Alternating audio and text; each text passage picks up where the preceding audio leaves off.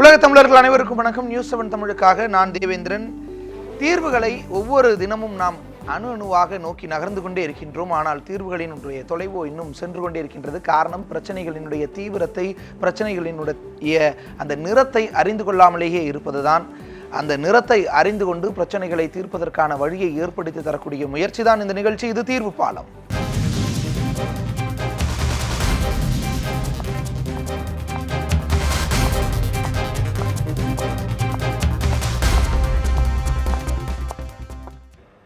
இன்று உலக தண்ணீர் தினம். உலகம் முழுவதும் தண்ணீர் பற்றாக்குறை அல்லது தண்ணீரால் ஏற்படக்கூடிய பிரச்சனைகளை கருத்தில் கொண்டு அதை தீர்ப்பதற்காக உலக நாடுகள் கூடி எடுத்த முடிவு இன்றைய தினம் உலக தண்ணீர் தினமாக கொண்டாடப்படுவதா அறிவிக்கப்பட்டிருந்துச்சு. 1992 இது தொடர்ந்துட்டு இருக்கு. ஆனால் இதனுடைய நோக்கம் தண்ணீர் பற்றாக்குறையை தீர்த்து தண்ணீரை சேமித்து தண்ணீரை சரியான முறையில் பயன்படுத்துவது. இதை தாண்டி நாம் ஒரு விஷயத்தை பார்த்தே ஆக வேண்டும். குடிநீர் பிரச்சனை அல்லது தண்ணீர் பிரச்சனை அப்படிங்கிறது நமக்கு மட்டும் தானா? காடுகளில் மலைகளில் பெய்யக்கூடிய மழை நீர் அப்படிங்கிறது நமக்கு குடிநீராக இங்கே கிடைக்கிது, நாட்டுக்கு வருது, நிலத்திற்கு வருது, அதாவது நாம் வாழக்கூடிய நகரத்திற்கு வருது. ஆனால் அந்த காடுகளில் தண்ணீர் இல்லாதனால தான் நாம் வறண்டு போய் வறண்டு இருக்கிறோம். அந்த காடுகளில் வாழக்கூடிய விலங்குகள்லாம் வறண்டால் என்ன ஆகும் அப்படிங்கிறது தான் இங்கே பெரிய கேள்விக்குறியாக இருக்குது. நிறைய முறை வனவிலங்குகளால் தொல்லை அப்படிங்கிற ஒரு வார்த்தையை நம்ம பயன்படுத்திக்கிட்டே இருக்கிறோம். ஆனால் தொல்லை அல்ல, வனவிலங்குகளுக்கு அங்கே ஏற்கனவே தொல்லை இருக்கின்றது. அதிலிருந்து அவை தப்பிக்க அதால் முடிந்த செயலை செய்து கொண்டிருக்கின்றது. அதற்கு உதவ வேண்டிய கடமை நம்மிடையே இருக்கின்றது. ஓசூர் பகுதியில் என்ன மாதிரியான நிலைமை? கிருஷ்ணகிரி மாவட்டத்தில் வனவிலங்குகள் குடிநீர் பற்றாக்குறை, அங்கு காடுகளுக்குள் இருக்கக்கூடிய நீர் இல்லாததால் அது எந்த அளவுக்கு பிரச்சனைகளை சந்திக்கிறது, இந்த தொகுப்பில் பார்க்கலாம். தமிழகத்தின் மேற்கு மாவட்டங்களின் மனிதவள உயிரின மோதல் ஆண்டுக்காண்டு அதிகரித்து வருகிறது. கிருஷ்ணகிரி மாவட்டத்தில் ஆண்டுக்கு குறைந்தது 5 முதல் 10 பேர் வரை யானை தாக்கி உயிரிழக்கின்றனர். கிருஷ்ணகிரி மாவட்டத்தில் மொத்தம் 5.43 லட்சம் ஹெக்டேர் நிலத்தில் 1.45 ஹெக்டேர் நிலப்பரப்பு வனப்பகுதி, 7 வன சரகங்களில் 115 காப்பு காடுகள் உள்ளன. ஓசூர் மற்றும் தளி வனப்பகுதியில் யானைகள் நடமாட்டம் அதிகம். இது மட்டுமின்றி மலைப்பாம்பு, கரடி, சிறுத்தை நடமாட்டமும் உள்ளது. கர்நாடக மாநிலம் பன்னார்கட்டா வனப்பகுதியில் இருந்து ஏராளமான வனவிலங்குகள் கிருஷ்ணகிரி மாவட்டத்தில் உள்ள வனப்பகுதிக்கு அவ்வப்போது இடம்பெயர்கின்றன. பீர்ஜே பள்ளி, சானமாவு, ஆழியாளம், கோபச்சத்திரம் ஆகிய கிராமங்களுக்குள் கூட்டம் கூட்டமாக நுழையும் காட்டு யானைகள் அங்கு பயிரிடப்படும் ராகி, சோளம், கரும்பு, வாழை, கோஸ், தக்காளி, நெல், தென்னை போன்ற பயிர்களை சேதப்படுத்துவதையும் வழக்கமாக கொண்டுள்ளன. நடக்கிற பாதைகள்ல எல்லாம் ஆக்கிரமிக்கப்பட்டிருக்குது. அதெல்லாம் ஆக்கிரமிப்புகளை அகற்ற நடவடிக்கை எடுக்கணும். அது போக காட்டில் தண்ணி இல்லாமல் இருக்குது, தண்ணிக்கு கிடைக்கிற மாதிரி ஏற்பாடு பண்ணணும். அது போக அதுக்கு உணவு கிடைக்கக்கூடிய வகையில் புது செடிகள், மரங்கள், கன்றுகள் எல்லாம் நட்டு வைக்கிற ஏற்பாடு பண்ணலாம். இவ்வாறு காட்டு யானைகளால் கடந்த சில ஆண்டுகளில் மட்டும் ரூபாய் 50 கோடி அளவிற்கு பயிர் சேதம் ஏற்பட்டுள்ளது. இதேபோல் கடந்த சில ஆண்டுகளில் காட்டு யானைகள் தாக்கியதில் 40க்கும் மேற்பட்டோர் உயிரிழந்துள்ளனர். 100க்கும் மேற்பட்டோர் காயமடைந்துள்ளனர். இவர்களுக்கெல்லாம் வனத்துறை சார்பில் இழப்பீடு வழங்கப்படுகிறது. ஆனால் அலைக்கழிப்பிற்கு பிறகு வழங்கப்படும் இந்த இழப்பீட்டு தொகை போதுமானதாக இல்லை என்றும் 50% அளவிற்கு கூட இழப்பீட்டு தொகை வழங்கப்படுவதில்லை என்றும் கிராம மக்கள் புகார் தெரிவிக்கின்றனர். முன்பெல்லாம் விலங்குகள் வருகை குறைவாக இருக்கும். தற்போது ஆண்டின் பெரும்பாலான நாட்களில் யானைகளுக்கு அஞ்சியே வாழ வேண்டியுள்ளது.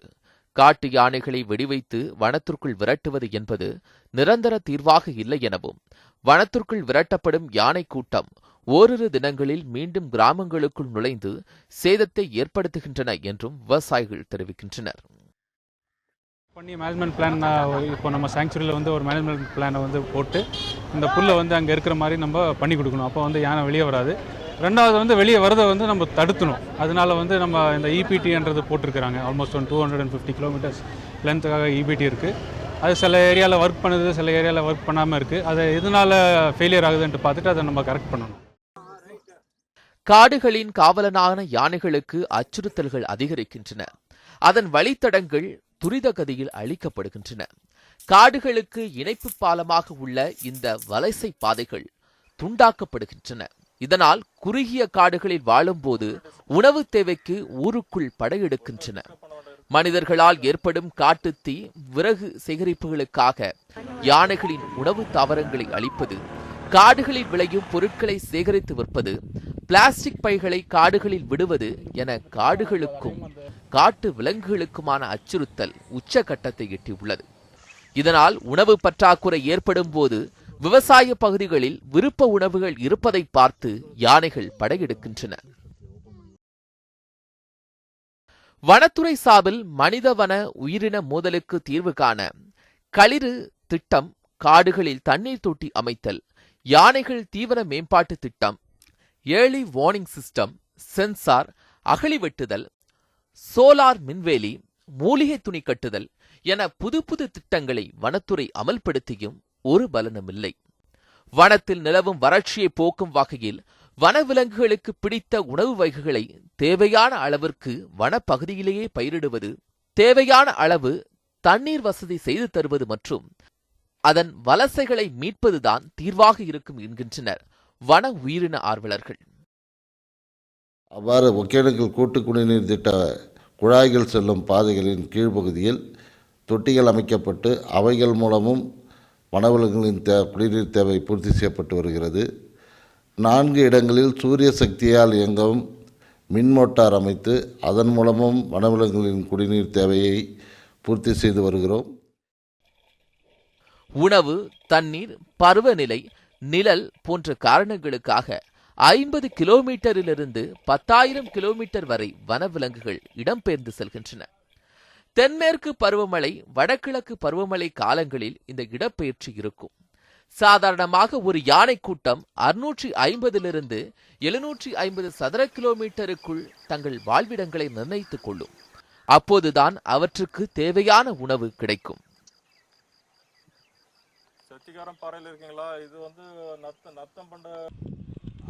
யானைகள் தங்களுடைய எடையில் 50% அளவிற்கு உணவு உட்கொள்ளுகின்றன.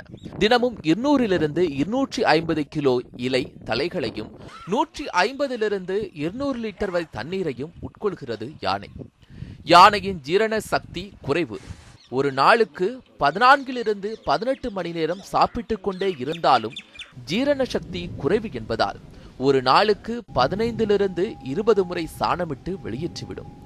போதுமான உணவு கிடைக்காத போது அது கோபத்திற்குள்ளாகிறது. வனப்பகுதியிலேயே தேவையான உணவு, தண்ணீர் வசதிகளை முறையாக செய்து கொடுத்தால் அது வனப்பகுதியை விட்டு வெளியில் வராது என தெரிவிக்கின்றனர்.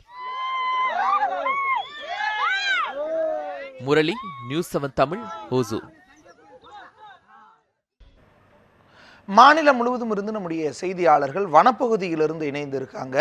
முன்னதாக நம்முடைய தற்போது இணைந்திருக்கக்கூடியவங்க சேலத்திலிருந்து நம்முடைய செய்தியாளர் ரியாஸ் ஏற்காடு மலைப்பகுதியிலிருந்து இணைந்திருக்காங்க. அதே போல கோவை மாவட்டத்தில் இருக்கக்கூடிய ஆனைமலை பகுதியிலிருந்து நம்முடைய செய்தியாளர் பிரசாந்த் இணைந்திருக்காங்க. முதல்ல ரியாஸ், நீங்கள் இணைஞ்சிருக்கக்கூடிய அந்த பகுதியை பார்க்கும் பொழுதே தெரியுது வறட்சி அப்படிங்கிறது எந்த அளவுக்கு இருக்கும்னு. அங்கே இருக்கக்கூடிய எல்லா மரங்களும் வறண்டு பட்டு போன ஒரு நிலையில் இருக்கக்கூடிய காட்சியை பார்க்க முடியுது.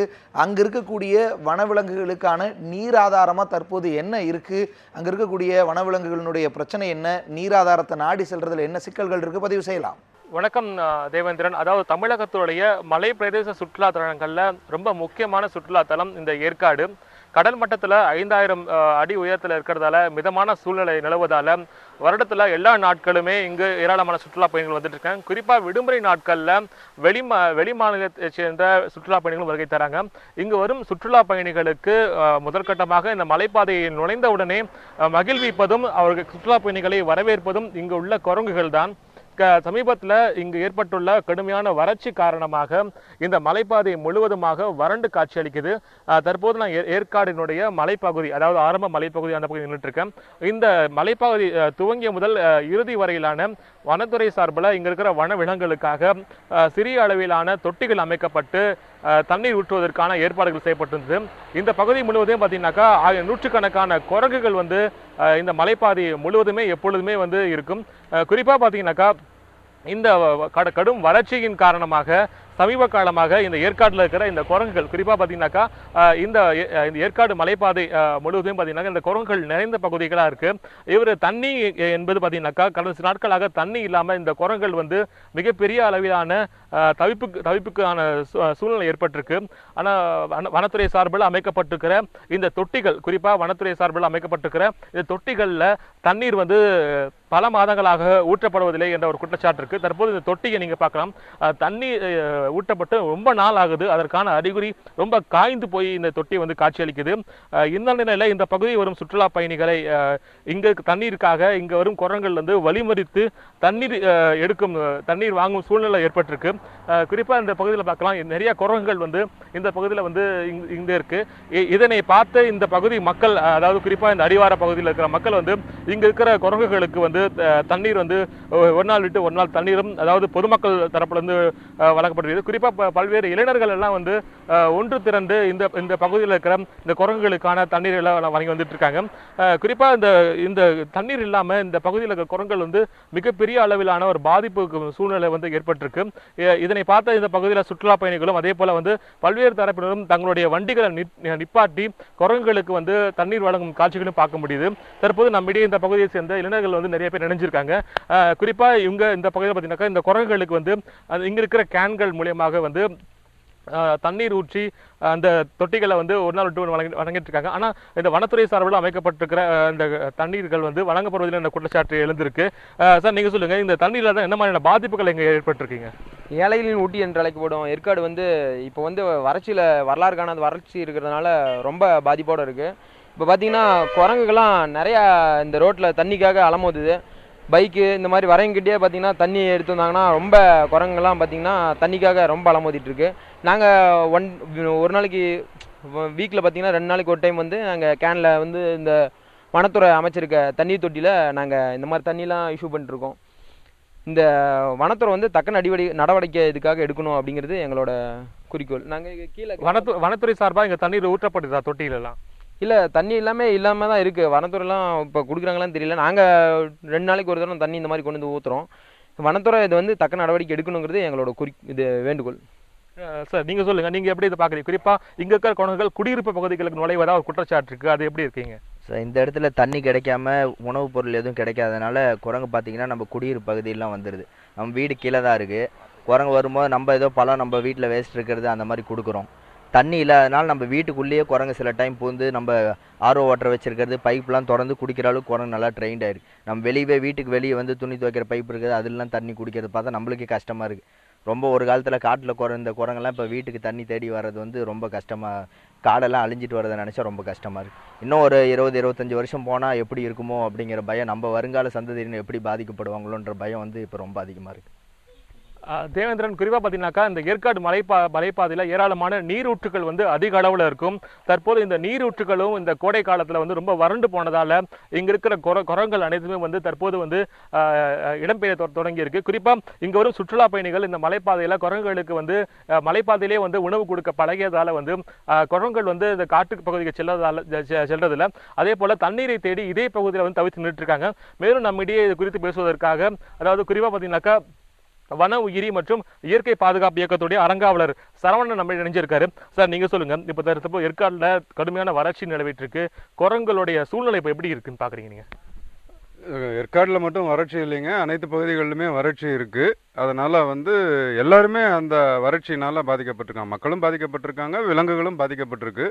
இப்போ இங்கே வந்து பார்த்தீங்கன்னா தேவையான அளவுக்கு வந்து விலங்குகள் வந்து என்னென்னா சாலையோரத்துலேயே உட்காந்து பழகிருச்சு. மக்கள் வந்து சாலையோரத்தில் வந்து அதுக்கு உணவு கொடுத்து பழகியே இன்னைக்கு காட்டுக்குள்ளே அந்த விலங்குகள் செல்வது வந்து இன்னைக்கு மிகவும் குறைந்து விட்டது. அங்கே உணவு இல்லாமல் இல்லை, நீர் ஆதாரங்கள் இல்லாமல் இல்லை, தேவையான அளவுக்கு அங்கே இருக்கிறது.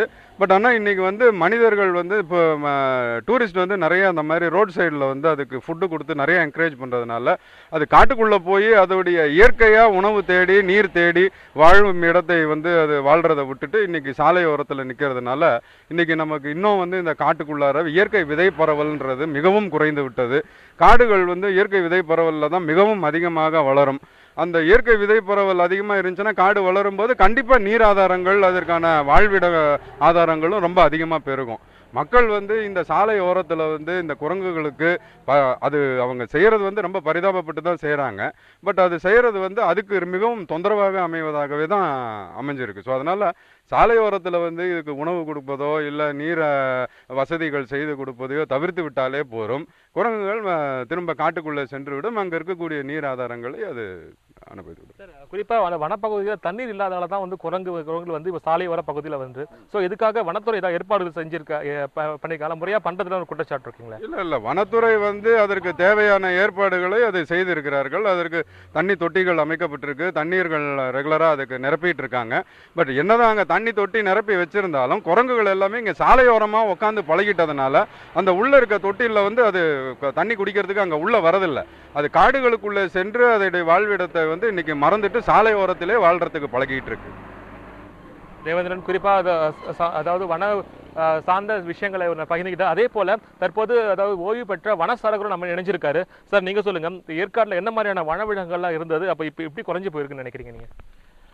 அதாவது சுமார் ஒரு 300-400 ஆண்டுகளுக்கு முன்னே வந்து யானை புலி சிங்கம்லாம் இருந்துன்னு சொல்கிறாங்க. அப்போ ஃபாரஸ்ட் நல்லா திக் ஃபாரஸ்ட்டாக இருந்துச்சு, தண்ணி சோர்சஸ் இருந்துச்சு. அதுக்கப்புறம் வந்து மக்கள் இனப்பெருக்கத்தினால மக்கள் தொகை அதிகமானோடனே நாமளே காடுகளை அழிக்க ஆரம்பிச்சிட்டோம். காடுகளை அழிக்க ஆரம்பித்த உடனே வாட்டர் சோர்ஸ் குறைஞ்சி போச்சு, விலங்குகள்லாம் அழிஞ்சு போயிடுச்சு. இப்போ என்னென்னா மக்களுக்கு விழிப்புணர்வு தேவை. மரங்களை வெட்டக்கூடாது. அது ஃபாரஸ்ட் மரமாக இருந்தாலும் சரி, பட்டாமரமாக இருந்தாலும் சரி, மரங்களை வெட்டக்கூடாது. வெட்டினா மழை இப்படி தான் இருக்கும். ரெண்டாவது வந்து அனிமலுக்கு வந்து இயற்கையாளர்களுக்கு வந்து உங்களோட ஆசையில் வந்து ஃபீட் பண்ணுறீங்க, வாட்டர்லாம் ஃபீட் பண்ணுறீங்க, தயவு செய்து ரோட்டில் ஃபீட் பண்ணாதீங்க.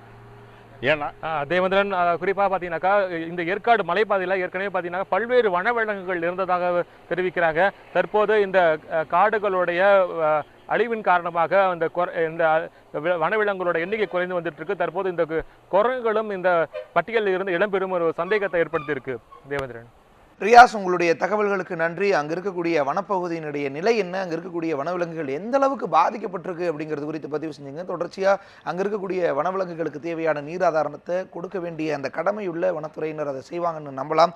அதை தாண்டி கோவை காடுகளை பொறுத்தளவு எப்போவுமே ஒரு செமி பசுமை மாறா காடுகளாக இருக்கக்கூடிய மாவட்டம் கோவை மாவட்டம். அங்கே இருக்கக்கூடிய ஆனைமலையாகட்டும், மேட்டுப்பாளையத்தை சுற்றி இருக்கக்கூடிய பகுதிகளாகட்டும், அடர்ந்த காடுகள் இருக்கக்கூடிய அந்த பகுதியில் ஆக்கிரமிப்பு அப்படிங்கிறது சமீப காலமாக தொடர்ந்து அதிகரிச்சுக்கிட்டே இருக்குது. பல்வேறு பகுதிகளில் ஆக்கிரமிப்பு செய்யப்படுறதுனால அங்கே இருக்கக்கூடிய நீர் ஆதார வழித்தடங்கள் அழிந்து போயிருக்கின்றன, நீர் ஆதாரங்கள் குறைந்து கொண்டே இருக்கின்றன. இதனால் யானைகள் உள்ளிட்ட வனவிலங்குகள் ஊருக்குள் வர வேண்டிய ஒரு நிலை ஏற்பட்டிருக்கு. அது குறித்த ஒரு தொகுப்பு இருக்கு, பார்க்கலாம். கோவை மாவட்டம் மேட்டுப்பாளையம் மேற்கு தொடர்ச்சி மலையின் அடிவார பகுதி மட்டுமல்ல, தமிழகத்திலேயே யானைகள் அதிகமாக இனப்பெருக்க காலத்தில் வலம் வரும் முக்கிய இடமாக கருதப்படுகிறது. யானை, மான், காட்டெருமை, சிறுத்தை புலி, கரடி என அனைத்து விதமான உயிரினங்களும் வாழும் இந்த வனப்பகுதி சமவெளி காடுகள் அதிகம் என்பதால் ஊன் உண்ணிகளான கழுதை புலி, வரிப்புலி ஆகியவை அதிக அளவில் வாழ்ந்து வருகின்றன. குறிப்பாக யானைகள் இந்த பகுதிகளில் கூட்டம் கூட்டமாக வாழ்ந்து வருகின்றன. கூட்டமாகவே வாழும் சுபாவம் கொண்ட யானைகள் உணவு தேவையின் அளவு அதிகம் என்ற காரணத்தினால் ஒரே இடத்தில் இருக்காமல் இடம்பெயர்ந்து கொண்டே இருக்கும். நாள் ஒன்றுக்கு 25 சதுர கிலோமீட்டர் பரப்பளவு காட்டை இந்த யானைகள் கடந்து செல்கின்றன. இப்படிப்பட்ட பேருயிரான யானைகள் சமீப காலமாக உணவு மற்றும் தண்ணீரின்றி கிராமங்களுக்கும் நகர பகுதிகளுக்கும் நுழைவது அதிகரித்து வருவதாக புகார் தெரிவிக்கும் மக்கள் இதனால் இரவு நேரங்களில் ஊருக்குள் நடமாட முடியாத சூழல் நிலவி வருவதாக அச்சம் தெரிவிக்கின்றனர். தோட்டத்துக்குள்ளே வந்து பூந்தாவே எங்களுக்கு அப்படியே எந்த நேரத்துக்கு என்ன ஆபத்து வருதோ அப்படின்னு வீட்டுக்குள்ளே பூந்தால் நாங்கள் வரதே இல்லைங்க. என்ன ஏதுன்னு ஃபோன் நம்பர் கொடுக்குறாங்க, தோட்டத்துக்காரர் வந்து ஃபோன் பண்ணால் ஃபாரஸ்ட் ஒர்க்கில் ஏதோ மக்கள் ரொம்ப ஏமாந்துருவாங்கன்னு ஊருக்காரர் தான் வந்து உதவி பண்ணுறாங்க. ஃபாரஸ்ட்கார் வரக்குள்ளே எல்லாம் முடிக்க விட்டுறாங்க. ஆனால் எகுத்து நின்றுக்குதுங்க, சில பக்கம் எகுத்து நின்று தோட்டத்துக்குள்ளேயே ரொம்பவே அட்டொழி பண்ணிகிட்டு இருக்குதுங்க. கோவை வனக்கோட்டத்தில் மிகவும் முக்கியமானதாக கருதப்படுவது மேட்டுப்பாளையம் மற்றும் சிறுமுகை. பெரியநாயக்கன் பாளையம், காரமடை ஆகிய வனச்சரகங்களில் கடந்த 2004 முதல் 2016 வரை யானை மனித மோதல்கள் காரணமாக 138 பேர் உயிரிழந்துள்ளதாகவும் புள்ளி விவரங்கள் தெரிவிக்கின்றன. பெரும்பாலும் உணவு, தண்ணீர் இன்றியே இந்த யானை மனித மோதல்கள் உருவாவதாகவும் இதனை தடுக்க போதிய நடவடிக்கை எதுவும் இல்லை என்கின்றனர் கிராம மக்கள். கேரளா, தமிழகம், கர்நாடகா என 3 மாநில வன எல்லைகளை இணைக்கும் இந்த மேட்டுப்பாளையம் வனக்காடுகள் அடர்ந்த மலைகள் மற்றும் சமவெளி காடுகளை உள்ளடக்கிய பகுதியாகும். மேலும் ஆண்டுதோறும் நடைபெறும் யானைகள் வலசை பாதைகளில் முக்கிய பங்கு வகிக்கும் இடமாக கல்லார் பகுதி உள்ளது. பொதுவாக யானைகளின் ஜீன்களிலேயே வழித்தடங்கள் பதியப்படுவதாக ஆய்வில் தெரிவிக்கப்பட்டுள்ளது. எனவே யானைகள் காலம் காலமாக சென்று வந்த வழிகளிலேயே தடை செய்யும் போது ஊருக்குள் அவை புகுவது வழக்கமாகிவிட்டது. வனப்பகுதியை ஒட்டி மின்வேலி அமைப்பது, கட்டிடம் கட்டுவது, பெரிய பெரிய தங்கும் விடுதிகள், சொகுசு பங்களாக்கள் ஆகியவை காரணமாக இன்று யானைகள் தடம் மாறி கிராமங்களுக்கும் நகரப்பகுதிகளுக்கும் நுழைய தொடங்கியுள்ளது. எனவே வனப்பகுதியில் தண்ணீர் குறையும் போதும் உணவு பற்றாக்குறை ஏற்படும் போதும் வெளிவரும் போது யானை மனித மோதல்கள் ஏற்படுகிறது. இப்போ யானைகள் ஊருக்குள்ளே வர காரணம் என்னென்னு பார்த்தீங்கன்னா, அதோட வழித்தடங்களை அழிச்சிட்டாங்க. பண்ணை வீடுகளாகவும் தோட்டந்தோறவங்களாகவும் பில்டிங்காகவும் கட்டி வச்சுருக்காங்க. அதனால தான் வனவிலங்குகள் ஊருக்குள்ளே வருது. ஃபாரஸ்ட் டிபார்ட்மெண்ட் என்ன பண்ணால் அதோட வழித்தடத்தை ஆக்கிரமிப்பு இதெல்லாம் மாற்றி அதோட வழித்தடமாகவே இருந்ததுன்னா தான் அது ஊருக்குள்ளே வராமல் இருக்கும். விவசாய நிலங்களையும் சேதாரப்படுத்தாமையும் மக்களுக்கு தொந்தரவு கொடுக்காமல் இருக்கும். இது வனத்துறை சிவியராக அதை எடுத்து இந்த ஆக்கிரமிப்புகளை மீட்டு தரணும். இப்படி வரும் யானைகளினால் விவசாய பயிர்கள் ஒட்டுமொத்தமாக பாதிக்கப்படுவதுடன் விவசாயிகள் மற்றும் பொதுமக்களின் உயிர்களும் பறிக்கப்படுவதாக வேதனை தெரிவிக்கின்றனர் விவசாயிகள். ஏன்னா வனவிலங்குகள் பிரச்சனை ரொம்ப அதிகமாக இருக்குது. ஏன்னா இப்போ 6 மாதமாக கஷ்டப்பட்டு ஏகப்பட்ட முட்டு வலையெல்லாம் போட்டு கண்ணெல்லாம் போட்டு வந்தால் அது 10 நிமிஷத்தில் அழிச்சிட்டு போயிடுது. அது இல்லாமல் நம்ம நேரத்துக்கு மார்க்கெட்டுக்கு காய்கறி கொண்டு போக முடியறதில்ல, பிடிக்கிற காய்கறி வெள்ளாமையாக பண்ண முடியறதில்ல. உயிருக்கு எந்த வித பாதுகாப்பும் கிடையாது. இங்கே ஒவ்வொரு நிமிஷமும் உயிரை கையில் பிடிச்சிட்டு நைட்டு என்ன இடத்துக்கு இப்போ மாட்டு சாலையை உடைக்குமா, மாட்டை உடைக்குமா, வீட்டை உடைக்குமான்னு ஒவ்வொரு நிமிஷமும் பயந்து வீட்டில் நிம்மதியாக படுத்து தூங்க முடியறதில்ல. மேலும் யானைகளின் உணவு மற்றும் தண்ணீர் தேவைகளை பூர்த்தி செய்யும் அரசு வனத்துறை மூலம் எடுத்து வரும் நடவடிக்கைகள் போதுமானதாக இல்லை என குற்றஞ்சாட்டும் பொதுமக்கள் அப்படி அமைக்கப்பட்ட தீவன தோட்டங்கள் பராமரிக்க போதிய நிதி பற்றாக்குறை மற்றும் திட்டமிடல் இன்றி இருப்பதால் அவை பயனற்று போனதாக கூறும் பொதுமக்கள் வறட்சி காலத்தில் வன விலங்குகளுக்காக ஏற்படுத்தப்படும் நீர்நிலைகள் அடர்ந்த வனப்பகுதிக்குள் அமைக்கப்பட வேண்டும் எனவும் அப்போதுதான் வனவிலங்குகள் வெளியேறுவது தடுக்கப்படும் என்றும் கோரிக்கை விடுத்துள்ளனர். இந்த நீர்நிலை தொட்டிகள் அமைக்கிறது பார்த்தீங்கன்னா அதாவது அடர்ந்த வனப்பகுதியில் கொண்டு போய் தான் ஒரு தொட்டி ஆரம்பித்தாங்கன்னா ஏன்னா அதுக்கு வேண்டிய உணவுகளும் மீதியெல்லாம் உள்ளே கிடைக்கிற மாதிரி பண்ணணும். இவங்க பார்த்தா டிபார்ட்மெண்ட்டில் என்ன பண்ணுறாங்கன்னா ரோட் சைடில் அதாவது சாலைக்கு மிக அருகாமையில், ஊருக்கு மிக அருகாமையில், ஏன்னா அவங்களுக்கு ஃபண்டு அவ்வளோதான் ஒதுக்கப்படுறாங்க. அந்த ஃபண்டு என்னென்னா பக்கத்தில் இருக்கிற ஒரு தோட்டமோ அல்லது வீடோ ஏதோ ஒரு இடத்துலேருந்து தண்ணி போகிற மாதிரி பண்ணுறாங்க. அது ஊருக்கு அருகாமையிலையோ அல்லது விவசாய நிலத்துக்கு பக்கத்துலையோ தொட்டி அமைக்கிறதுனால அது தொட்டியில் தண்ணி குடிச்சிட்டு மறுபடியும் அது உணவுக்காக ஊருக்குள்ளே வர்ற ஒரு சூழ்நிலை வருது.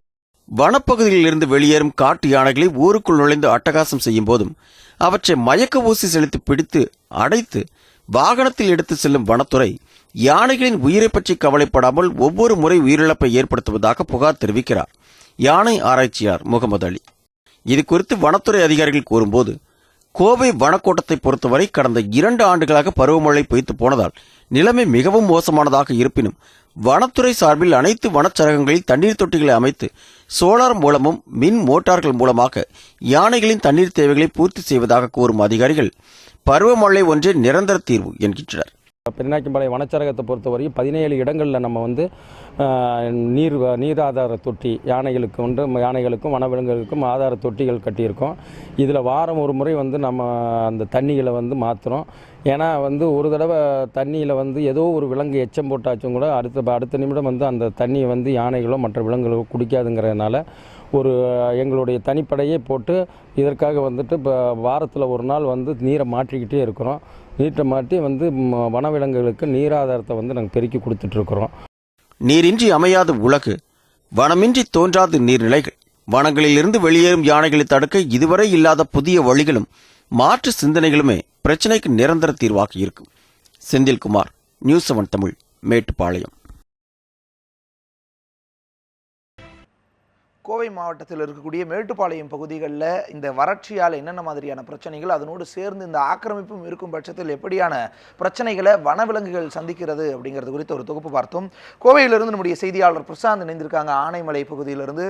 பிரசாந்த், மற்ற காடுகளை பார்க்கும் பொழுது நீங்கள் இருக்கக்கூடிய அந்த பகுதியில் இருக்கக்கூடிய அடற்காடை பார்க்கும்போது கொஞ்சம் மகிழ்ச்சியாக இருக்குது. ஏன்னா வறட்சி இன்னும் பெரிய அளவில் தொற்றிக்கொள்ளையோ அப்படிங்கிற கொஞ்சம் மகிழ்ச்சி இருக்குது. அங்கே இருக்கக்கூடிய நிலைமை என்ன, நீராதாரம் அங்கு போதுமான அளவில் இருக்கா, வனத்துறையினர் வனவிலங்குகளுக்கு தேவையான நீராதாரங்களை ஏற்படுத்தி வச்சுருக்காங்களா, பதிவு செய்யலாம். நிச்சயமாக தேவேந்திரன், அதாவது கோவை மாவட்டத்தில் பொறுத்தளவுக்கு கடந்த ஆண்டாவது சராசரி இந்த ஆண்டு பருவமழை மிகப்பெரிய அளவில் பொய்த்திருக்கிறது. குறிப்பாக கோவை பொறுத்தளவுடைய சராசரி மழை அளவு 60%, இந்த ஆண்டு பார்த்தீங்கன்னா 24% பெய்திருக்கிறது.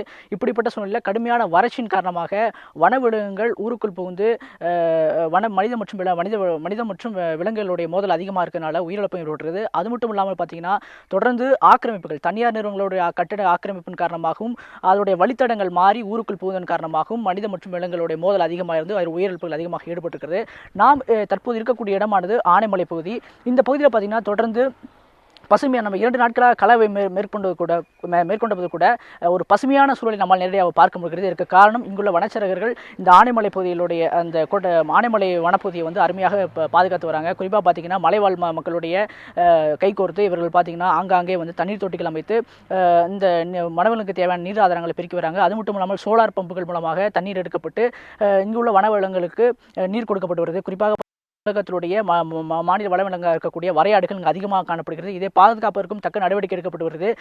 குறிப்பாக 2 நாட்களாக கலாய்வு மேற்கொள்வது கூட 2 நாட்களாகவே இந்த மலைப்பகுதி சுற்றிலும் ஒரு பசுமையான சூழலும் காணப்படுகிறது. பொதுமக்களும் இடையூறில்லாதவர்களுக்கு வனச்சரகர்கள் இந்த வனவிலங்குகளை பாதுகாத்து வராங்க. இதுக்கான காரணம் எப்படி இருக்குது அப்படிங்கிறது குறித்து இங்குள்ள வனச்சரகர் தங்கராஜன் அவரிடம் இருக்கிறார். அவருக்கு கேட்போம். சார் வணக்கம். தொடர்ச்சியாக இந்த வறட்சியான காலங்களில் இந்த ஆனைமலை பகுதியில் விலங்குகளை பாதுகாக்கிறதுக்கு என்ன மாதிரி நடவடிக்கை எடுத்து வரீங்க சார்? ஆனைமலை புலிகள் காப்பகங்கிறது வந்து 958 ஸ்கொயர் கிலோமீட்டர்.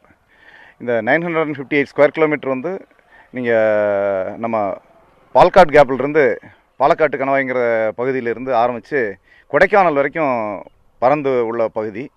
இந்த பகுதியில் வந்து நிறைய வேறுபட்ட காடுகள் உள்ளது. இந்த காட்டில் வந்து பார்த்திங்கன்னா எல்லா வகையான விலங்கினங்களும் சொல்லப்போனால் முக்கியமாக யானைகள் அதிகமாக உள்ள ஒரு தொடர் மேற்கு தொடர்ச்சி மலையில் உள்ள பகுதியில் யானைகளை அதிகமாக இதற்குள் உள்ளடக்கிய ஒரு பகுதி. இந்த பகுதியில் உள்ள கிட்டத்தட்ட இதனுடைய எல்லை பகுதின்னு எடுத்துட்டிங்கன்னா பட்டா நிலங்களுக்கும் நம்ம காப்பு காடுகளுக்கும் உள்ள எல்லை பகுதின்னு எடுத்துட்டிங்கன்னா 100 கிலோமீட்டருக்கு மேலே உள்ள எல்லை பகுதிகளை கொண்டது இது. அதனால தான் இதுக்கு வந்து பார்த்திங்கன்னா வனவிலங்குகளோட மோதல், மனிதர்களுக்கும் வனவிலங்குகளுக்கும் உள்ள அந்த கான்ஃப்ளிக்ட் அப்படிங்கிற ப்ராப்ளம் வந்து இருந்துகிட்டு இருந்தது. இதை போக்கும் பட்சத்தில் தான் இந்த கான்ஃப்ளிக்ட் வந்து பார்த்தீங்கன்னா அதிகமாக வந்து இந்த வெயில் காலங்களில் தான், கோடை காலங்களில் மட்டுமே இந்த பிரச்சனைகள் இந்த பகுதியில் இருந்துகிட்டு இருந்து, அது முக்கியமாக வந்து அதனுடைய உணவு மற்றும் நீர், இது 2 தான் அதோட பிரச்சனைகள். அதுக்காக வேண்டி மட்டும்தான் வெளியே வருது. உணவை பொறுத்த வரைக்கும் வந்து வனவிலங்குகளுக்கு வந்து காடுகள் வந்து மிகவும் சப்போர்ட்டாக இருக்குது. அதனால் ஏன்னா எந்த விதமான சேதங்களும் ஏற்படாதனால உணவு வகைகள் வந்து அந்த காடுகளில் வந்து இருந்துகிட்ருக்கு. ஆனால் இந்த வறட்சியின் காரணமாக இந்த ஆண்டு கிட்டத்தட்ட 60-70% மழை பொய்த்து விட்டது. ஒன்லைன் பார்த்திங்கன்னா நமக்கு வந்து ஒரு 30-40% தான் நமக்கு மழைப்பொழிவு இருந்திருக்கு. அந்த தண்ணீரை வைத்து தான் இது வரைக்கும் நம்ம விலங்குகள் வந்து ஆங்காங்கே உள்ள தண்ணீரில் பருகிட்டு இருக்குது. இப்போ வந்து எல்லா விலங்கினங்களும் வந்து நமக்கு வந்து சாலை ஓரங்களில் உள்ள பகுதிகளுக்கும் பட்டா நிலங்களில் விளைநிலங்கள் நோக்கி உள்ள பகுதிகளுக்கு நகர்ந்துட்டு இருக்கிறதுனால தமிழக அரசு வந்து இதற்கு ஒரு நிதி ஒதுக்கீடு செய்து வெளியிருந்து தண்ணீரை எடுத்து சென்று அங்கே உள்ள இதுக்காக அமைக்கப்பட்டுள்ள தொட்டிகளில் நிரப்பி கொடுத்துட்ருக்குறோம். நீங்கள் பார்த்தீங்கன்னா இதில் வந்து கிட்டத்தட்ட ஒரு நாளைக்கு வந்து 10,000 லிட்டர் வரைக்கும் நாங்கள் உள்ள தண்ணிகளை கொடுத்துட்ருக்குறோம், விலங்குகளுக்கு தண்ணிகள் கொடுத்துட்ருக்குறோம். இது அல்லாமல் சோலார் பம்ப், அது ஒரு ஸ்கீம் சென்றாண்டு வழங்கப்பட்ட அந்த திட்டத்தின் மூலமாக வழங்கப்பட்ட திட்டத்தின் மூலமாக அதுவும் அந்த தண்ணி எடுத்துட்டிங்கன்னா கிட்டத்தட்ட 30,000 லிட்டர் ஒரு நாளைக்கு நாங்கள் துறை மூலமாக வழங்கப்படும் நீரின் அளவு பார்த்தீங்கன்னா 40,000 லிட்டர் ஒரு நாளைக்கு வந்து நாங்கள் கொடுத்துட்ருக்குறோம். இது வந்து நாங்கள் கொடுக்குற சப்ளிமெண்ட் தான். அது இல்லாமல் அதுக்கு உள்ளே இருக்கிற பெரினியல்ஸ் ரிவர்ஸ் சொல்ல போனால் நீங்கள் சின்னார், பாம்பார், தேனார், இந்த ஆறுகளிலிருந்து கிடைக்கிற தண்ணிகளை வந்து மேல் பகுதியில் உள்ள விலங்கினங்கள் வந்து அதை பருகிட்டு அங்கே மேல் பகுதியில் இருக்குது. கீழே உள்ள அமராவதி மற்றும் திருமூர்த்தி அணைப்பகுதிகளில் உள்ள நீராதாரங்களை கொண்டு கீழே உள்ள விலங்குகள் இருக்குது. அது இல்லாத பகுதிகள், மிகவும் வறட்சியான பகுதிகளில் மட்டுமே நாங்கள் இந்த வகையான இந்த 40,000 லிட்டர் தண்ணீரை ஒரு கிட்டத்தட்ட ஒரு 15 இடங்கள் பிரித்து வழங்கிட்டு இருக்கிறோம் அதுக்கு. அதனால வந்து இந்த முக்கியமா வந்து யானைகள் வெளிவருவதை வந்து நாங்கள் தடுத்திருக்கோம். இந்த ஆண்டு பார்த்தீங்கன்னா இந்த இறப்புகள் இதனால வந்து இந்த எல்லா வகையான உணவு மற்றும் நீர் ரெண்டையுமே நாங்கள் சப்ளிமெண்ட் பண்ணிட்டு இருக்கிறதுனால இறப்பு விகிதங்கள் வந்து மிகவும் மற்ற பகுதியில் பார்க்க போத இந்த பகுதியில் வந்து மிகவும் குறைவாக உள்ளது. இறப்பு விகிதங்கள் வந்து மிகவும் மற்ற பகுதியில் பார்க்க போத இந்த பகுதியில் வந்து மிகவும் குறைவாக உள்ளது. அதனால் குறிப்பாக பார்த்தீங்கன்னா இந்த வனவிலங்குகள் அதை மற்றும் மனித மோதல் அதிகமாக இருக்குது. பல இடங்களில் இப்போ முதுமலையாக இருக்கட்டும், இல்லை கோவை போன்ற பிரதான அந்த மேற்கு தொடர்ச்சி மலைகளாலும் அதோடைய மோதல் அதிகமாக இருக்குது. ஆனால் இந்த மோதலுக்கான காரணங்கள் என்னவா இருக்குன்னு நினைக்கிறேன்?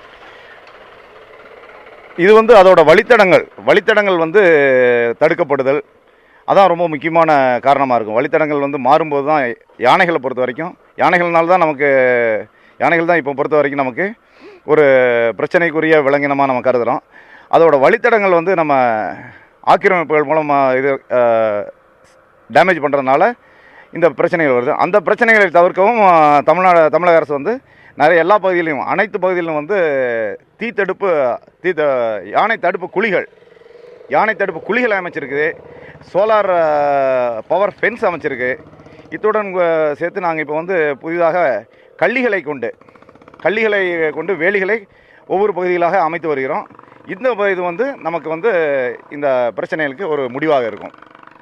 குறிப்பிட்டது போல் அதாவது இந்த வறட்சியான சூழ்நிலையில் பாதுகாப்பதற்காக அதாவது வனத்துறையில் நெருப்பு பற்றிக்காமல் இருக்க தற்காப்பு தடுப்புகள் போடப்பட்டிருக்கிறது மட்டும் இல்லாமல் சோலார் பம்புகள் மூலமாக நீர் எடுப்பது போன்ற அதாவது இவங்க வனச்சரத்துறைக்கு தனியார் தொண்டு நிறுவனங்களும் அதிக அளவில் உதவி புரிஞ்சுட்டு இருக்காங்க. இதன் காரணமாக இந்த வறட்சியான சூழ்நிலையில் இந்த வனங்களை பாதுகாப்பதற்காக இந்த ஆனைமலை வனச்சர சார்பாக வந்து எந்த ஒரு நல்ல ஒரு தடுப்புகள் செய்யப்பட்டு பாதுகாக்கப்பட்டு வருகிறது. தேவேந்திரன், பிரசாந்த், உங்களுடைய தகவல்களுக்கு நன்றி. வனத்துறை அதிகாரியே சொல்றாரு, இந்த யானைகள் அல்லது விலங்குகள் மனித மோதல் நிகழ்றதுக்கான ரொம்ப முக்கியமான காரணம் வன பகுதிகள் ஆக்கிரமிக்கப்படுதலும் யானை வழித்தடங்கள் ஆக்கிரமிக்கப்படுதலும் தான் அப்படிங்கிற ஒரு விஷயத்தை பதிவு செஞ்சிருக்காங்க. இது தடுக்கப்பட வேண்டிய அவசியமான ஒன்றா இருக்குது. இதனால் நீராதாரங்களும் பாதிக்கப்படுற ஒரு சூழல் ஏற்படும். தொடர்ச்சியாக நீலகிரி மாவட்டம் தமிழகத்தினுடைய ரொம்ப முக்கியமான பகுதியாக இருக்குது. மழை அதிகம் பெய்யக்கூடிய பகுதியாகவும் மழை அதிகம் இருக்கக்கூடிய பகுதியாகவும் நீலகிரி மாவட்டம் இருக்குது. ஆனால் அந்த பகுதியில் தான் அதிகமான வனவிலங்குகள் தொடர்ச்சியாக இறந்துக்கிட்டே இருக்குது.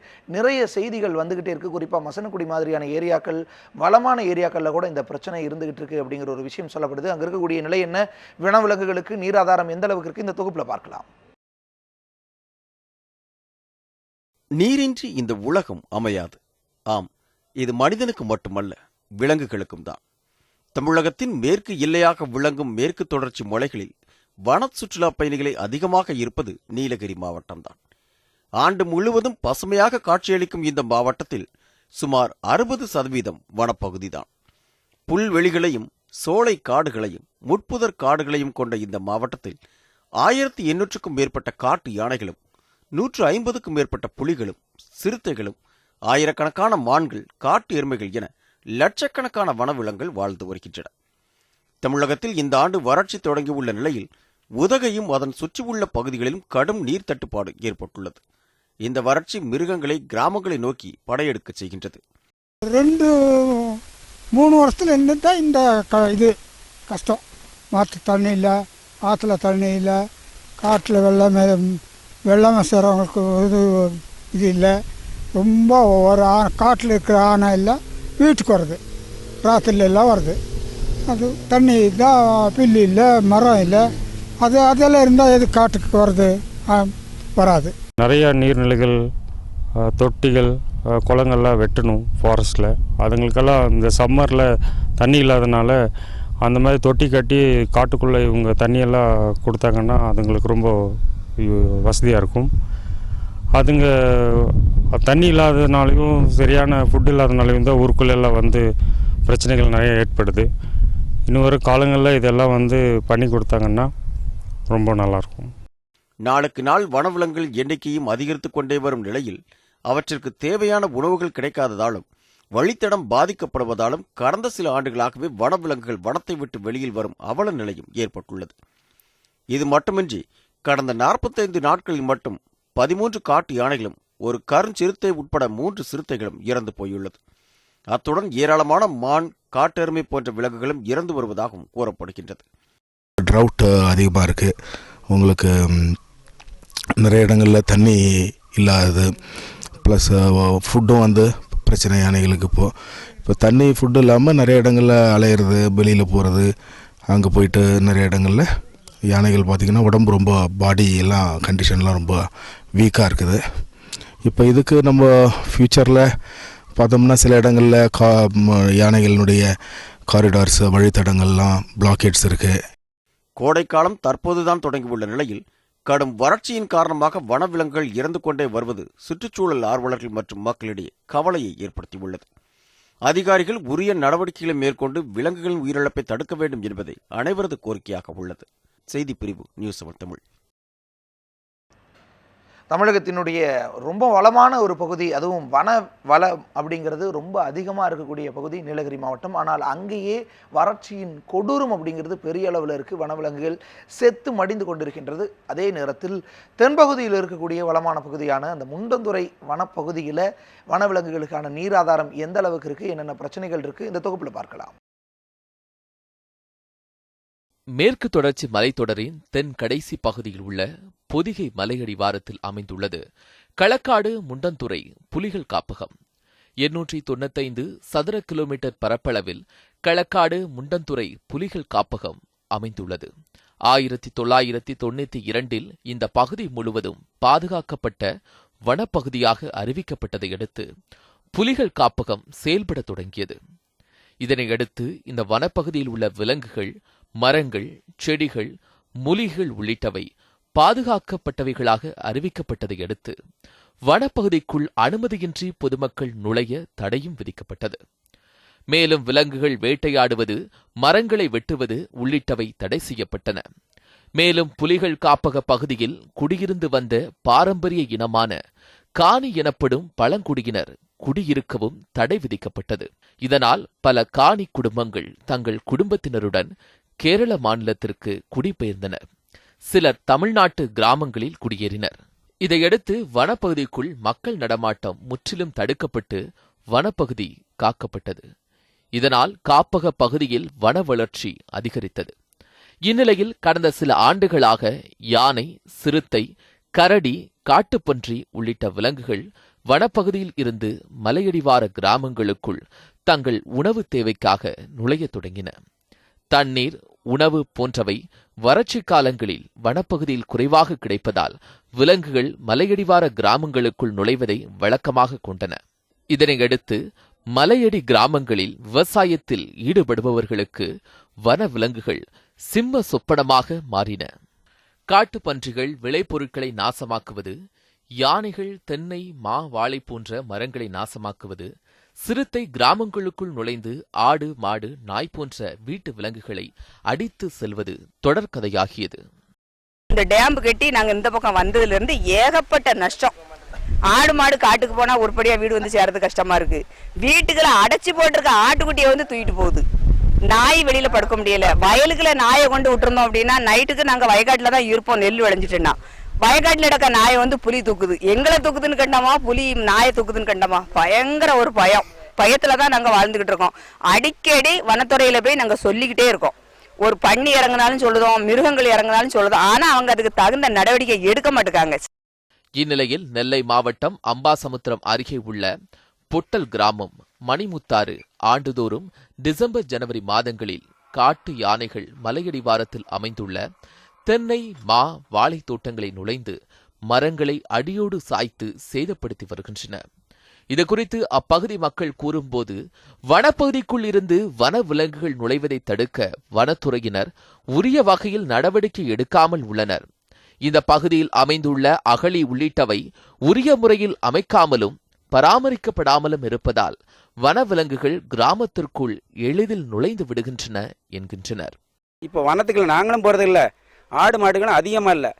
இப்போ இருக்க 1-2 ஆடு மாடு தான். இந்த 1-2 ஆடு மாடையும் அடிச்சிட்டு அப்படின்னா அடுத்தால மனுஷனை தான் பிடிக்க வாய்ப்பு, வேற வழியே கிடையாது. நைட்டு காவலுக்கு போகிறவங்க கூட படுத்து கிடந்துட்டு கவலைப்பட வேண்டியிருக்கு. எங்கே நைட்டு வந்துருன்னு பக்குன்னு முடிச்சுக்கிட்டு ரொம்ப ஒரு சின்சியரான நிலையை தான் வீட்டுக்கு வர வேண்டியிருக்கு. நைட்டு பார்த்தா பன்னி தொந்தரவு, பகலைக்கு பார்த்தா புலி தொந்தரவு.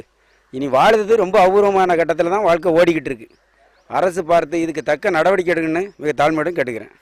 வனப்பகுதியிலிருந்து வெளியில் வரும் சிறுத்தை போன்ற மிருகங்கள் உடலில் GPS கருவியை பொருத்தி வனப்பகுதிக்குள் விட்டால் அதன் நடமாட்டத்தை கண்காணித்து மீண்டும் ஊருக்குள் நுழைவதை தடுக்க முடியும் என்றும் இந்த முறை வட மாநிலங்களில் அங்கீகரிக்கப்பட்டு நடைமுறையில் இருந்து வருகிறது என்றும் வன உயிரின ஆர்வலர்கள் வலியுறுத்தி வருகின்றனர். மேலும் மலையடிவாரத்தில் அமைக்கப்பட்டுள்ள அகழியை உரிய அளவில் அமைத்து முறையாக பராமரிக்க வேண்டும். மேலும் வறட்சி காலங்களில் வனப்பகுதியில் விலங்குகளுக்கு தண்ணீர் கிடைக்கும் வகையில் தொட்டிகளை அமைத்து அதில் தண்ணீரை நிரப்ப வழிவகை செய்ய வேண்டும் என்கின்றனர். எனவே வனத்துறை சார்பில் வனவிலங்குகள் வனப்பகுதியிலிருந்து வெளிவருவதை தடுக்க உரிய நடவடிக்கை எடுக்க வேண்டும்.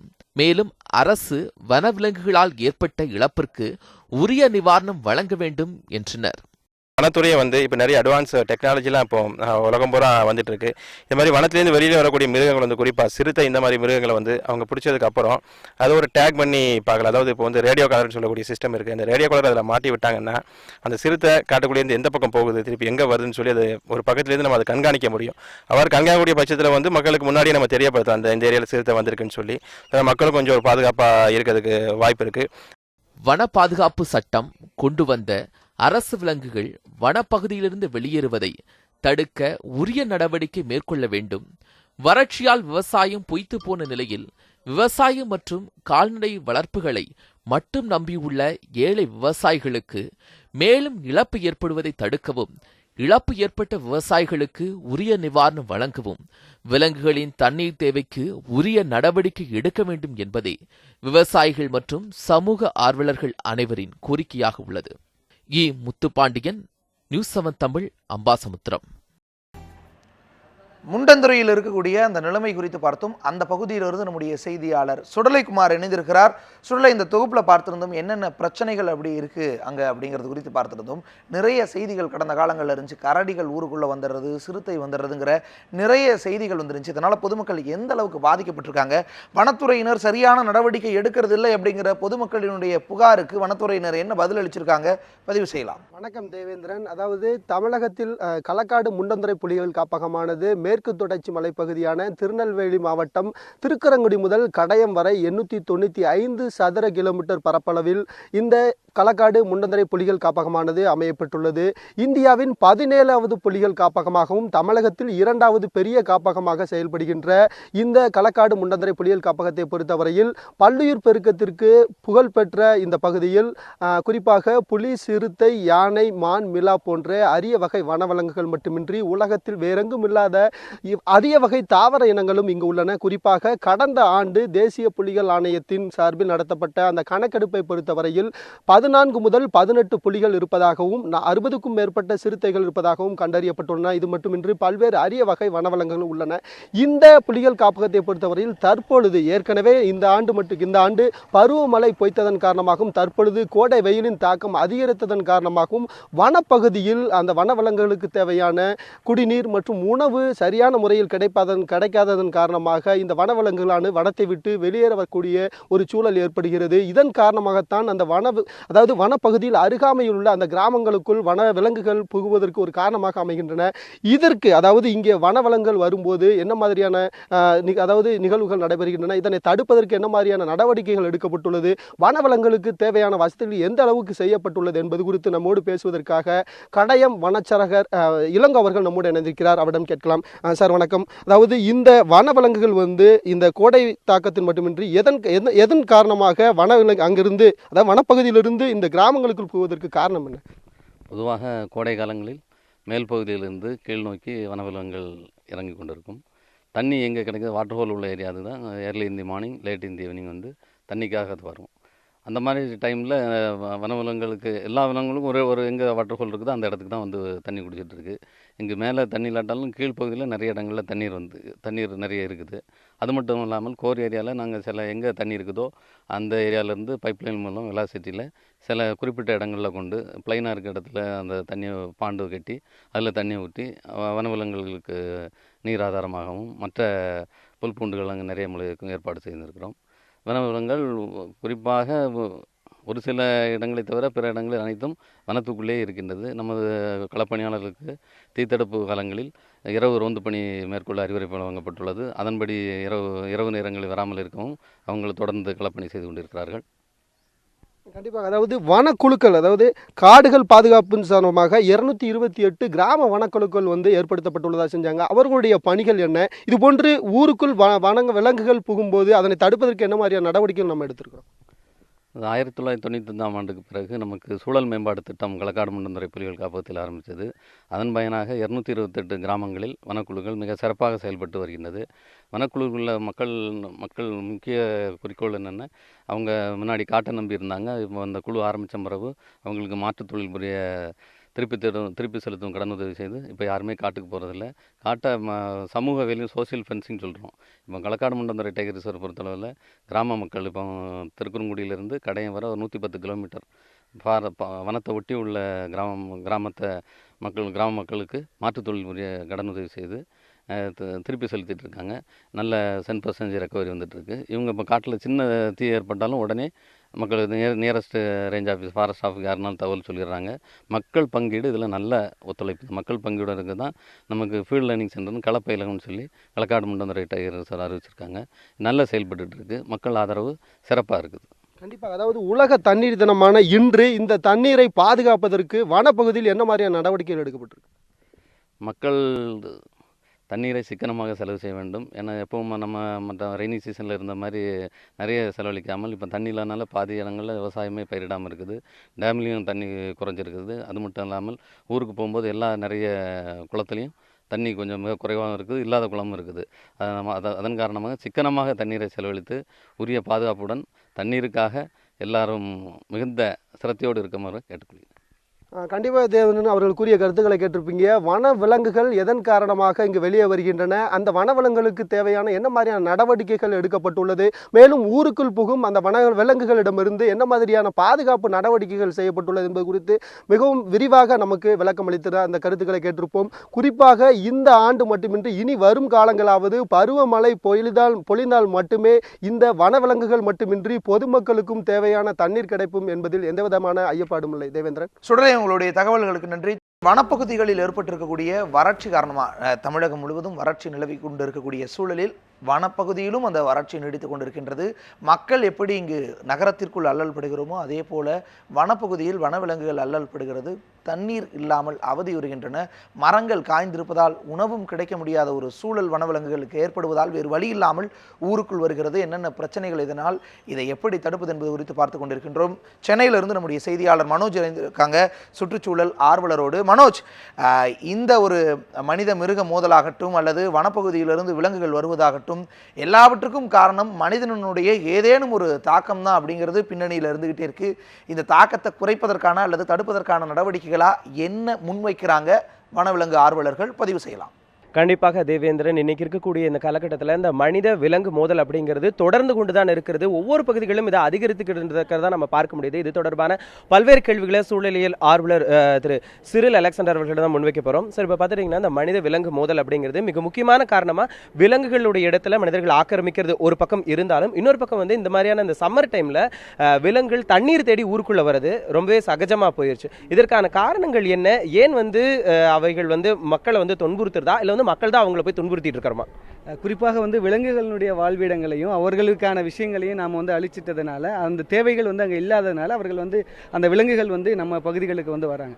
இப்போ என்னன்னா, மனிதர்களுக்கும் விலங்குகளுக்குமான மோதல் பெரிய அளவில் தான் இன்றைக்கி இருக்குது. ஏன் ஒரு குறிப்பாக ஒரு நாய் எடுக்கிறோம்னு வச்சுங்களேன். இதுக்கு முன்னாடி அந்த நாய்கள் வீட்டினுடைய விலங்காக இருந்தது. இன்றைக்கி அது ஒரு வைல்டு அனிமலாக ஆயிடுச்சு. ஏன்னா நமக்கும் இப்போ பகுதிகளில், இப்போ சிட்டி போன்ற பகுதிகளில் நாய்களுக்கான நம்ம மனிதர்களுக்குமான உறவு அப்படிங்கிறது இல்லை. அவங்க ஏதாவது தெருவில் போயிட்டுருக்கு, இவங்க பாட்டுக்கு இருந்துட்டு இருக்காங்க. இந்த மாதிரி குறிப்பாக வெயில் காலங்களில் அந்த விலங்குகள் குறிப்பாக நாய்கள் வெறி பிடிப்பதற்கான வாய்ப்புகள் இருக்குது. அப்போ அதுக்கு தண்ணீர் வைக்கிறது, ஏன்னா அந்த வெயிலில் அது என்ன வேணாலும் செய்யலாம். அதனால் தண்ணீர் வைக்கிறது, குளிர்ச்சியான ஒரு இடத்த அதுக்கு கொடுக்கறது அப்படிங்கிற விஷயங்கள் நம்ம செஞ்சே ஆகணும். அப்போனா மட்டும்தான் நம்மளை பாதுகாத்துக்க முடியும். நாய்களை பாதுகாக்கிறதுங்கிறது அடுத்த பிரச்சனையாக இருந்தாலும் கூட நம்மளை பாதுகாத்துனாலும் நம்மளை சுற்றி இருக்கக்கூடிய விலங்குகளை நாம் பாதுகாக்க வேண்டிய ஒரு சூழலில் நம்ம இன்னைக்கு இருக்கிறோம்.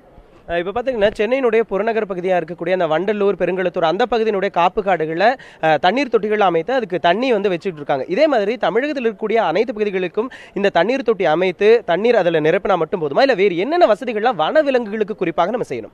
வனவிலங்குகளை பொறுத்த வரைக்கும் முதல்ல வந்து அவங்களுடைய வாழ்விடங்களை நாம் வந்து ஆக்கிரமிக்க கூடாது. அதே மாதிரி அந்த ஏரி குளங்கள், இன்னைக்கு ஏரி குளங்கள் எல்லாமே வற்றி போயிருச்சு. அப்போ அந்த ஏரி குளங்களுக்கு தண்ணி போகிறதுக்கான வழியை விடணும். எங்கே அந்த வனப்பகுதிகளில் இருந்து அந்த பகுதிகளில் வந்து நீர்நிலைகளை வந்து நம்ம அடைச்சிடறோம், தண்ணி போகாமல் பண்ணிடுறோம். அப்போ தண்ணி போகிறதுக்கான வழிகள் இருந்துச்சுன்னு சொன்னால் அந்த விலங்குகள் வந்து அங்கே இருக்கும், நம்மளை வந்து தொந்தரவு பண்ணாது. ஆனால் நம்ம அதை வந்து பண்ணுறதில்ல அப்படிங்கிறத ஒரு யதார்த்தமான ஒரு உண்மையாக இருக்கிறது. அதே மாதிரி நாம் வந்து வெறும் வனத்துறை மட்டும் இல்லை, நமக்கும் அதனுடைய பொறுப்பு இருக்குது. அந்த பகுதிகளில் இருக்கக்கூடிய தோட்டங்களில் விவசாயிகள் வந்து அந்த நீர்நிலைகளை வந்து திறந்து வைக்கிறது, அதற்கான விஷயங்களை வந்து செஞ்சு வைக்கிறது அப்படிங்கிறது ஒரு முக்கியமான விஷயமா பார்க்குறோம். கண்டிப்பாக இந்த மனித விலங்கு மோதல் ஒரு பக்கம் இருந்தாலும் விலங்குகளுக்கு தேவையான இந்த உணவுகளையும் நீர் ஆதாரங்களையும் பெருக்குவதற்கு கண்டிப்பாக நாம முன் வந்து அதுக்கான நடவடிக்கை எடுக்க வேண்டும் அப்படிங்கிறதான் சூழலியல் ஆர்வலர்களோட கருத்தாக இருக்கு. தேவேந்திரன், மனோஜ், உங்களுடைய தகவல்களுக்கு நன்றி. ரொம்ப முக்கியமான கருத்துக்களை பதிவு செஞ்சிருந்தீங்க. தொடர்ச்சியா இந்த வனவிலங்குகளால் வெளியே வருவதால் என்னென்ன மாதிரியான இழப்புகள் மனிதர்களுக்கு ஏற்பட்டு இருக்கு, கடந்த சில ஆண்டுகளில் உயிரிழப்புகள் கூட ஏற்பட்டிருக்கு. அதே போல வனவிலங்குகளினுடைய உயிரிழப்பும் தொடர்ந்து கொண்டிருக்கின்றது. அது குறித்த சில புள்ளி விவரங்களை இனி வழங்குவார் நம்முடைய செய்தியாளர் வனிதா. வனப்பகுதிகள் செழுமையா இருந்தாதான் அதை நம்பி இருக்கக்கூடிய தாவர உண்ணிகளும் அந்த தாவர உண்ணிகளை நம்பி இருக்கக்கூடிய ஊன் உண்ணிகளும் செழுமையாக இருக்கும். அப்போதுதான் வந்து காடுகளில் ஒரு சமநிலைத்தன்மை பாதுகாக்கப்படும். ஆனால் சமீப காலங்களில் வனப்பகுதியிலிருந்து வன விலங்குகள் வெளியேறக்கூடிய சம்பவங்கள் அதிகரித்து வருவதை நம்ம பார்த்துட்டு இருக்கோம். அதற்கான காரணம் நம்ம பார்க்கும்போது குறிப்பாக வனப்பகுதிகளில் உணவு மற்றும் தண்ணீர் பற்றாக்குறை ஏற்படுகின்றது. இந்த ஒரு காரணத்தினால வனப்பகுதியிலிருந்து வன விலங்குகள் வெளியேறுகிறது. அப்படி வெளியேறுவது எந்த காலங்களில் நம்ம பார்க்கும்போது அதிகப்படியாக வெயில் காலங்களில் தான் வந்து வனவிலங்குகள் வெளியேறுகிறது. ஏன்னா அந்த நேரத்தில் தான் வனப்பகுதியில் இருக்கக்கூடிய நீர் ஆதாரங்கள் வறண்டு போகிறது. அப்படி இல்லை என்றால் போதிய மழையின்மையினால காடுகளில் வறட்சி ஏற்பட்டு வனவிலங்குகள் வெளியேறக்கூடிய சம்பவங்கள் ஏற்படுகிறது. இப்படி வனவிலங்குகள் வெளியேறுவதனால என்னென்ன மாதிரியான பாதிப்புகள் ஏற்படுது நம்ம பார்க்கும்போது விளைநிலங்களை சேதப்படுத்துகின்றன. அது மட்டும் இல்லாமல் சிறுத்தை, புலி போன்ற விலங்குகள் வனத்தை விட்டு வெளியேறும் போது விளைநிலங்களில் இருக்கக்கூடிய வனப்பகுதியை ஒட்டி இருக்கக்கூடிய விளைநிலங்களில் இருக்கக்கூடிய கால்நடைகளை கொல்லக்கூடிய சம்பவங்கள் அதிகரிக்கிறது. எப்படி இந்த மாதிரியான கொல்லக்கூடிய சம்பவங்கள் அதிகரிக்குது நம்ம பார்க்கும்போது சிறுத்தை போன்ற விலங்குகள்லாம் வந்து வனப்பகுதியை ஒட்டி இருக்கக்கூடிய நீர் ஆதாரங்களை தேடி வந்து நீர் குடிச்சிட்டு இருக்கும் போது அருகில் இருக்கக்கூடிய விளைநிலங்களில் இருக்கக்கூடிய கால்நடைகளை கொல்லக்கூடிய சம்பவங்கள் அதிகரிக்கிறது. இது சிறுத்தைக்குமே ஆபத்தாக அமைகிறது. அது மட்டும் இல்லாமல் யானை போன்ற தாவர உண்ணிகளும் காடுகளை விட்டு வெளியேறுகின்றன. அப்படி அவை வெளியேறும் போது ஒரு மிகப்பெரிய சவால் இருக்கிறது. என்னென்ன நம்ம பார்த்தோம்னா கோவை போன்ற மாவட்டங்களில் வனப்பகுதியை ஒட்டி ரயில் தண்டவாளங்கள் இருக்கிறது. அவற்றை கடந்து தான் யானைகள் செல்ல வேண்டிய சூழ்நிலை இருக்கிறது. அப்படி கடந்து செல்லும் போது ரயிலில் அடிபட்டு யானைகள் உயிரிழக்கக்கூடிய ஒரு சம்பவங்களையும் நாம் பார்க்க முடிகிறது. இது போன்ற யானைகள் தண்டவாளத்தை கடந்து செல்லும்போது ரயில் மோதி யானைகள் இறக்கக்கூடிய சம்பவங்கள் அண்மை காலமாக அதிகரித்து வரதையும் நம்ம பார்த்துட்டு இருக்கோம். இவை எல்லாமே தண்ணீரை தேடி விலங்குகள் வெளியேறுவதனால் ஏற்படக்கூடிய பாதிப்புகள். அண்மை காலமாக இது போன்ற எத்தனை உயிரிழப்புகள் நேர்த்திருக்கின்றன அப்படிங்கிற விவரங்களை இப்போ நம்ம பார்க்கலாம். இப்படி ஊருக்குள்ளே வரக்கூடிய வன விலங்குகளால் என்ன மாதிரியான பாதிப்புகள் ஏற்படுகிறது அப்படிங்கிற விவரத்தை நம்ம இப்போ பார்க்கலாம். ஊருக்குள்ளே வரக்கூடிய வன விலங்குகள் 83% பயிர் வகைகளையும் 27% கால்நடைகளையும் அழிப்பதாக ஒரு அறிக்கையில் நமக்கு தகவல் கிடைச்சிருக்கு.